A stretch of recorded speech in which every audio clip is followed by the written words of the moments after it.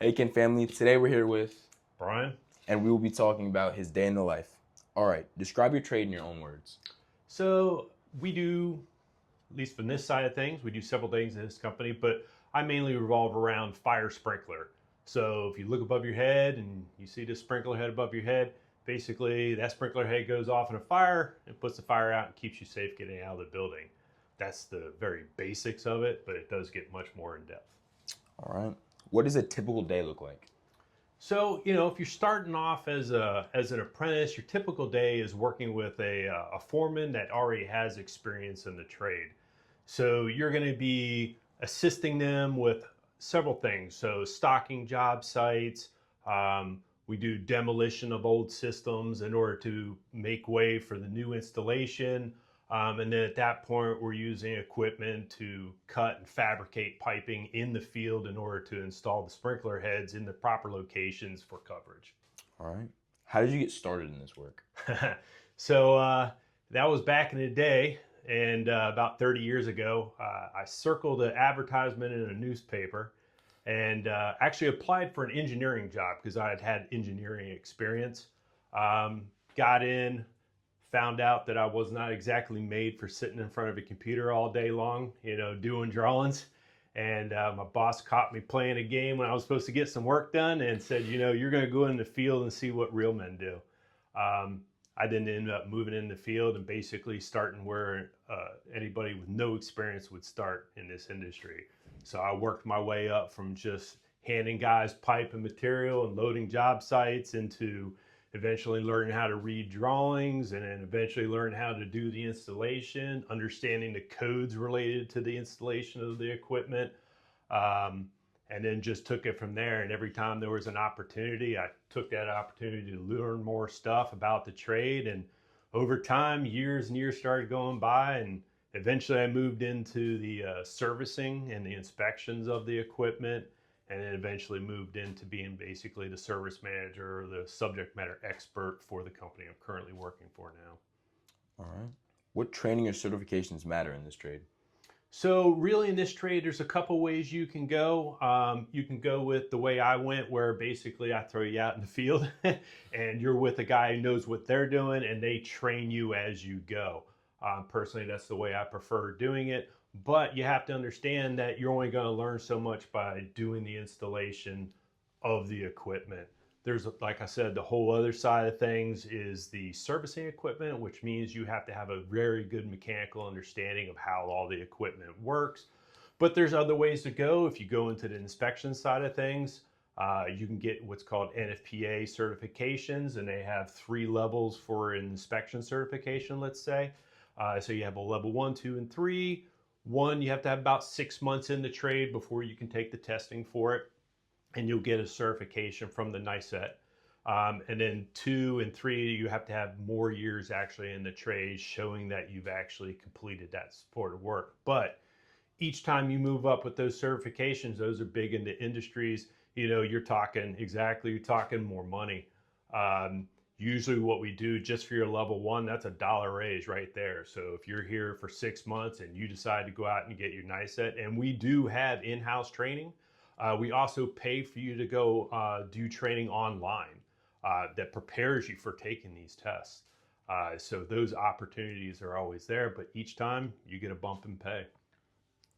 What do entry-level workers need to know on day one? Day one, I'd have to say my biggest pet peeve, right? Being on time. Being on time and being willing to work.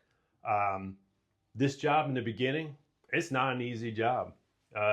You're humping pipe on your shoulders all day long. You're working up and down ladders. You're pulling pipe wrenches, all that kind of stuff. So in the beginning, it's a lot of hard work, but you put your time in, you stick to it, you keep looking for those opportunities, and you'll move up in the trade. I mean, the thing with our trade is we are constantly looking for new people. I mean, constantly. You move up, then I got to replace you. I got to replace you with another guy who's got no experience. So those opportunities are already open, and really the sky's the limit. If you decide you want to do your NICET test and you decide, hey, install was great, but I want to get into the service side of things, I've got guys currently making $50 an hour as service techs with almost 30 years in the trade. So, and of course, we also have several other benefits. We have on-call services for our service divisions. We pay all our employees who are on the on-call to be on call for that week. And then we also go ahead and pay those guys double time for every service call they take, door to door. So if you get a call that's 2 hours away and you're on the job for 2 hours and it takes you 2 hours to get home, well, that's 6 hours of double time. So, what opportunities exist for advancement? as I was saying before, there's a lot of opportunities for advancement, but it really is up to you if you're going to want to advance. I've had plenty of guys come in and say, hey, I'm fine being a helper. I just want to pull pipe every day, work my 8 and go home and get my paycheck. I've got other guys who, came in on day one and said, this isn't where I want to stay. And I said, well, of course, what do you mean when you don't stay here? I just hired you. And he goes, no, I don't want to stay at the basement level. He goes, I want to give me everything you can give me. And within the first 6 months, he had taken his nice set, bam, there's that dollar raise. A year came up, he took his nice set level 2, bam, got his raise again. Now he's making about $32 an hour now, and he started here at about 23, all within about 3 years. Wow. So, what qualities make someone successful in this trade? just that, the hard work.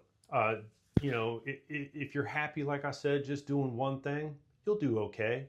The advancements won't be there like some of the other guys, and you may see other guys that you work with advance past you.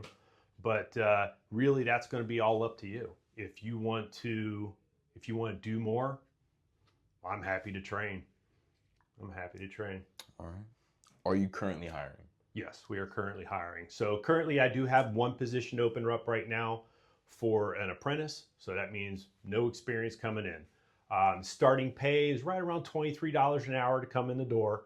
Like I said, no experience, all field training, just getting you in and getting you going. Yeah.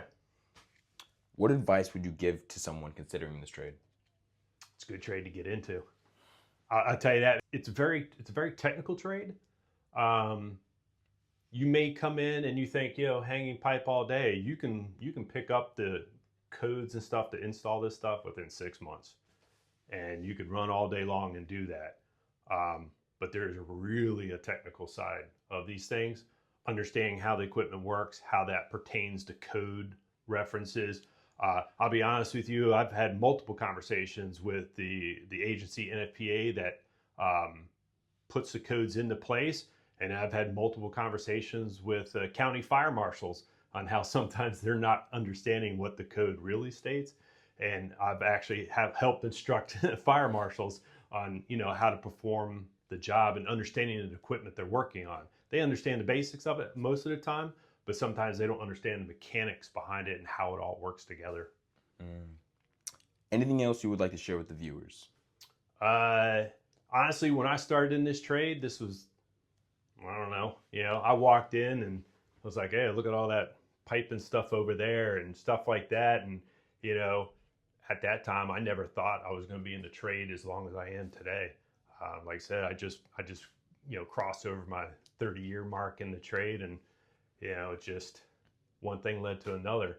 So getting your foot in the door, especially in this area, pushing yourself to move up in the chain, to learn more, to understand what you're doing, to really have that hands-on experience. You could really go anywhere in this trade, honestly.